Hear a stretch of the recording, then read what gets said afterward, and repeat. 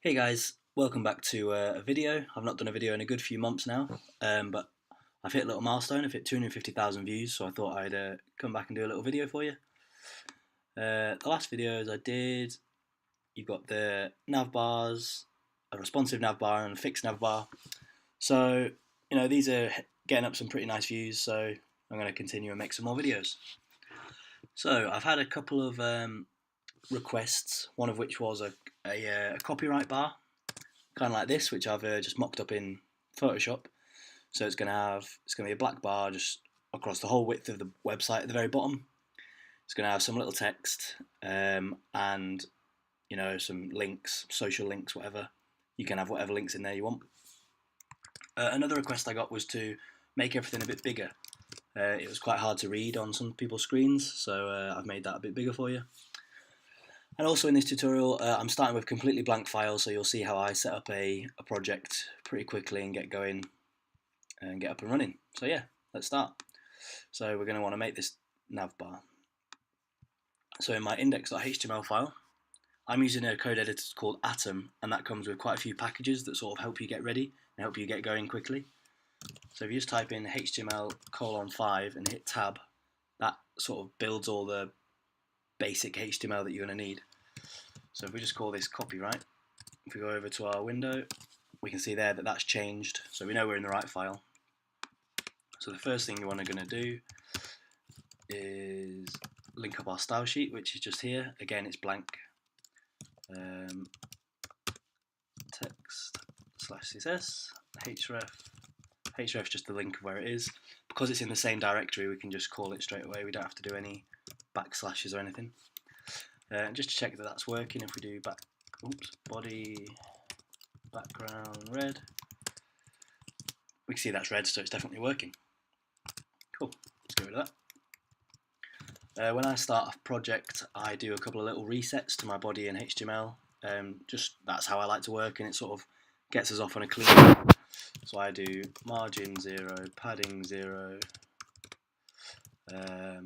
display block width 100%, and that just sort of gets me on a clean slate, and I can start the project then. So to build this nav bar, we're going to want to put in a bit of a block so we can see that it's at the bottom. So in our HTML, let's just make a div and call it div.block. Yeah, so what I just did then, in Atom again, if you type div dot and then the name of your class and hit tab, that makes the whole div, and it's same with like IDs. You can do div ID red and it'll just do that for you, which is pretty cool. It's just a bit quicker than typing out the long way. So this is not going to have any content in it, so we can just keep that on one line. Div.block. It's going to have a background color of just a light grey. Oops. Height of say 300 pixels, width of 100%, and display block. Just have a quick look at how that's looking. Yep, there we go. So we've got our block of content in there. On your website, it could be anything, but we're imagining that we're just at the very bottom of the website. So we go back over, and I guess you'd have this copyright bar in your footer. So if we just do a footer, and inside there we'll do another class, because you might have other things in your footer, or you could have other links or anything like that. So if we just call it copyright, and we'll do two links inside there, two divs, sorry. So the first one will be text, and the second one will be a UL with a class of links. Oops. And we'll just build those links up now. So A inside the li, and we'll just say F for now, T and I. We're going to replace these with the actual links in a minute, but just so we can see that it's working. And there you go, we've got Facebook, Twitter and Instagram, and our text is going to be, just copy this. So obviously you can just say whatever you want in there, but I'm just going to say copyright Tom Walsh. Just in the interest of keeping everything tidy, we'll just keep those on one line. And this is all lowercase, as you can see. And I'm going to make that all uppercase in CSS. So there we go. Again, at the start of a project, I always create a container, which I don't want any of the content to span outside of. So the website can be full width of your screen, but the actual content is never going to go bigger than this. So if we say max width is 1200 pixels, margin 0 auto, that centers the box. I'll show you actually. Padding is 0.30. So if we make this something really small, like 500, and put it inside of our copyright box, so div.container. Okay, now if we look, it'll all be, that doesn't really help. If we give our container a border.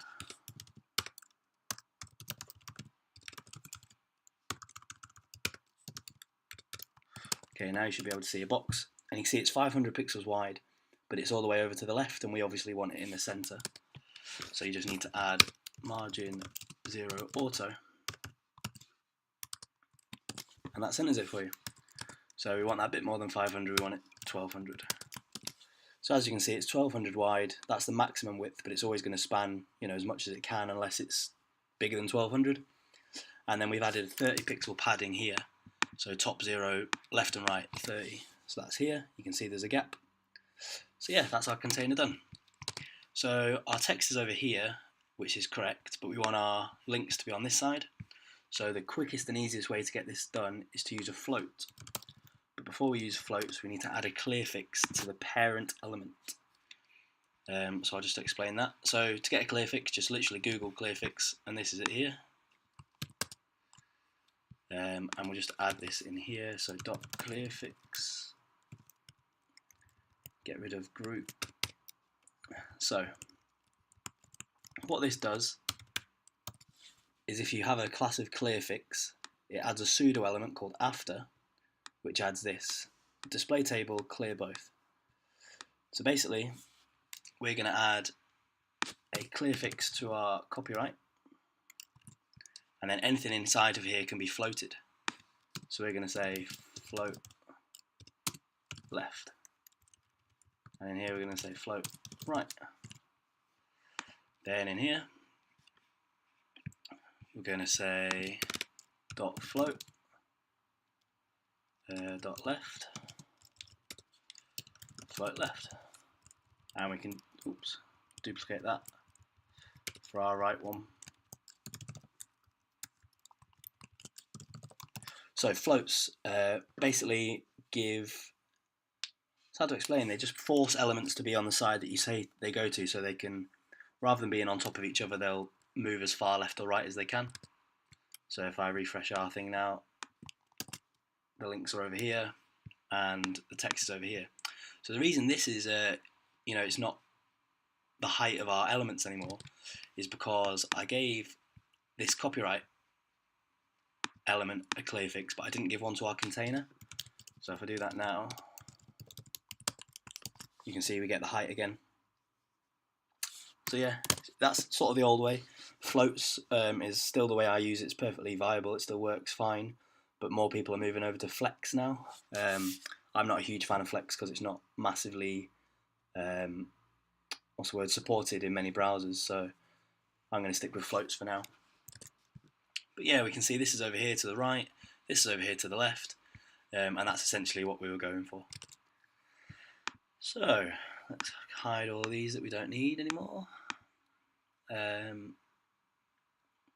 Cool. This is our block. We've got a footer, and then inside the footer we've got copyright.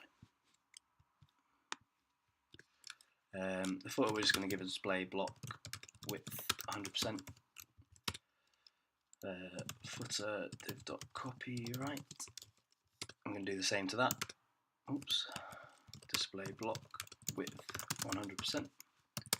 And nothing will change because they're sort of defaults anyway, but it's always good to add them.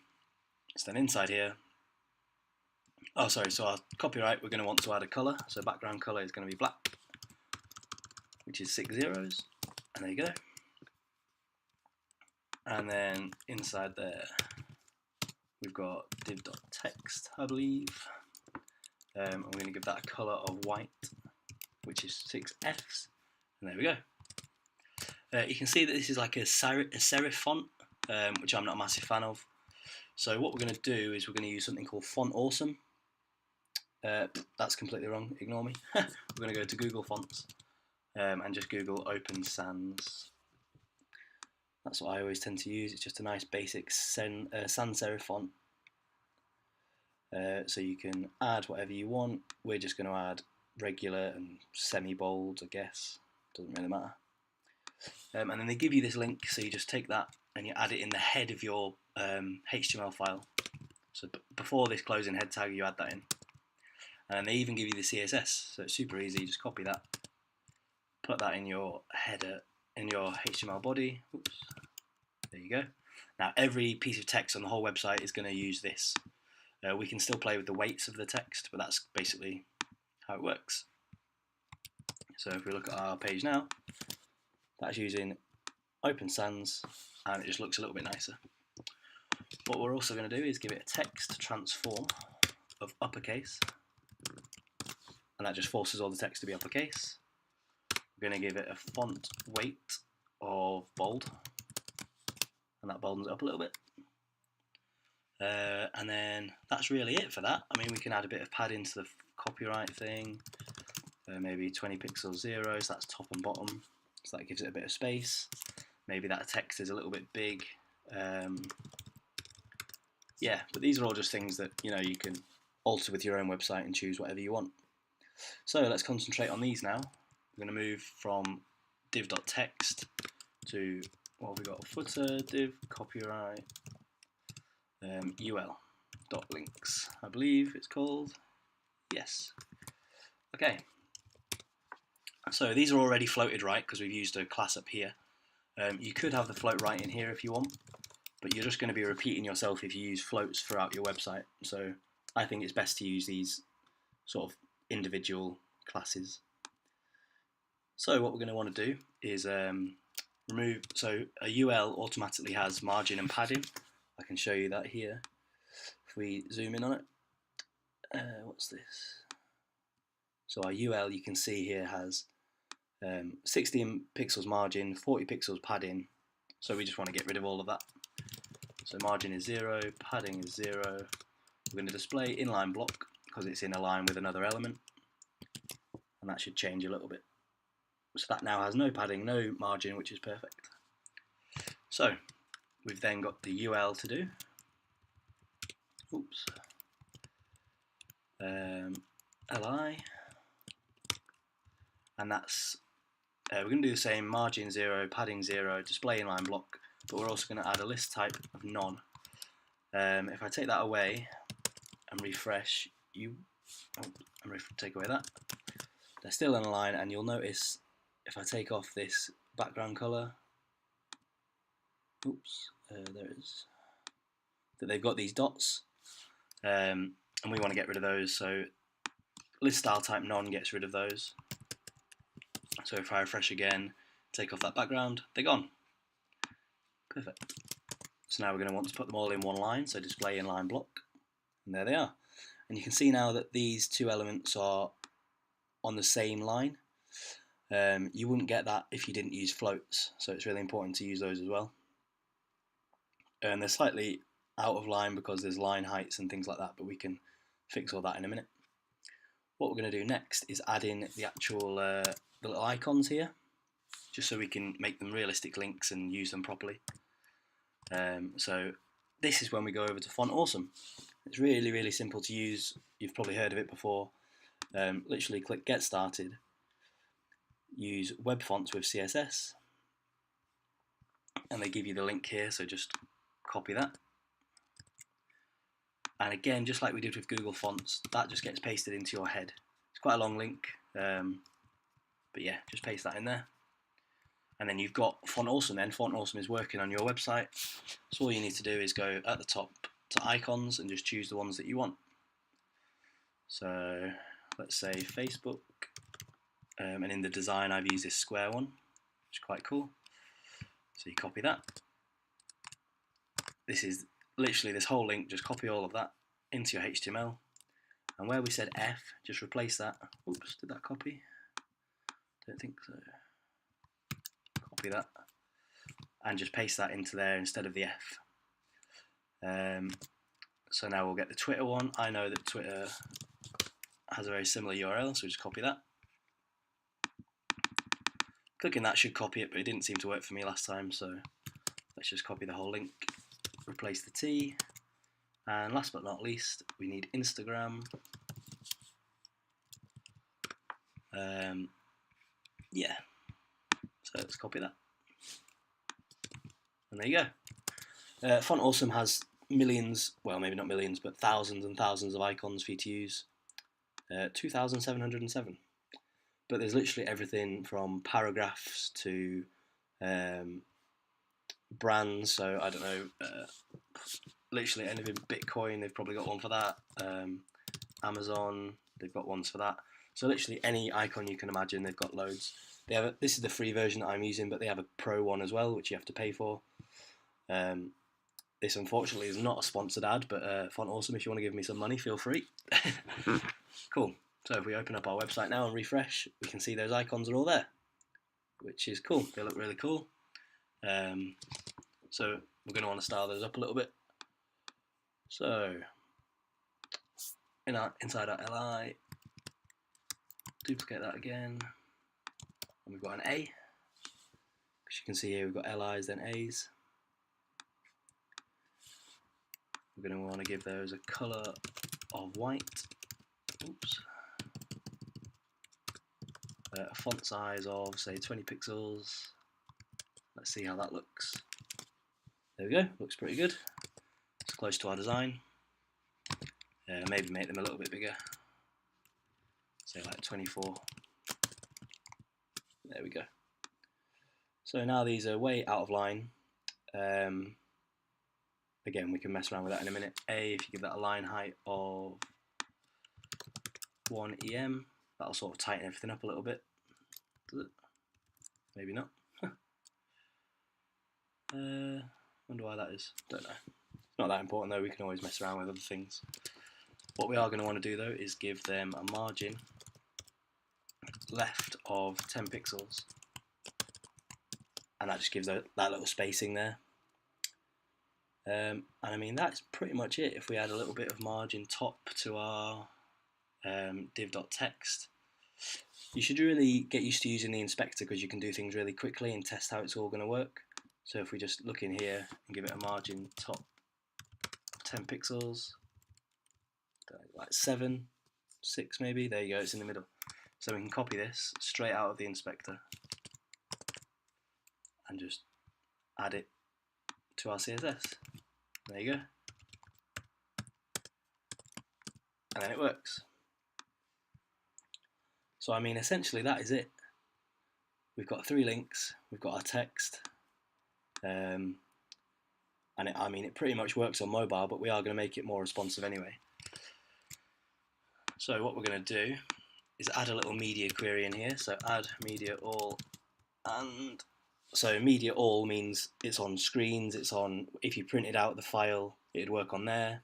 Yeah, it's just good to use all if you're not too bothered. So then max width, we're going to say like 768 pixels, that sort of mobile size.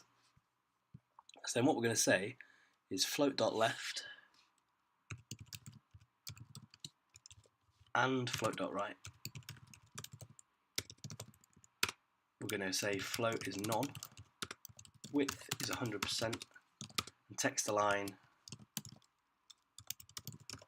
is center. So our floats, the things that are making our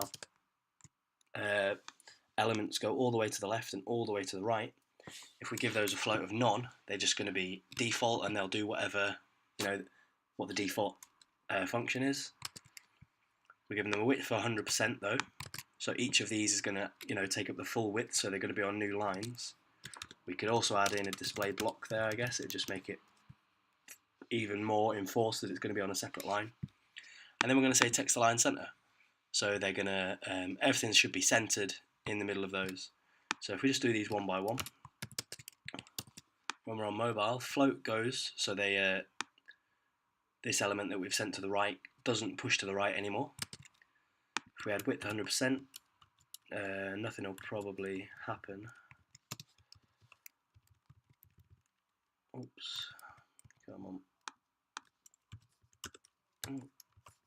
Right, so if we had width 100%, nothing happens, it looks the same. Display block should look the same, but text align center should center these now. And there we go.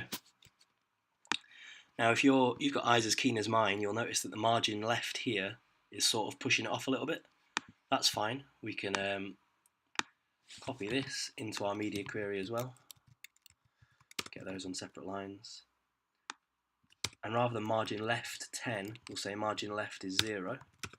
And then margin all over is going to be 0 top and bottom, and 5 pixels left and right. So if you see, this will slightly move to the left now. Only a tiny bit, but it does. And now they're dead in the center, because not only do they don't longer have a left here, they've got 5 each side. So there you go. Now you have a responsive copyright bar. Really simple to make, but most websites have them, so it's a good thing to learn. Yeah, there you go. So thanks for watching. Comment, like and subscribe. If you've got any questions, just drop them in the comments. Any requests that you want me to do, drop them in the comments, and I'll try and get around to doing them. Thanks very much.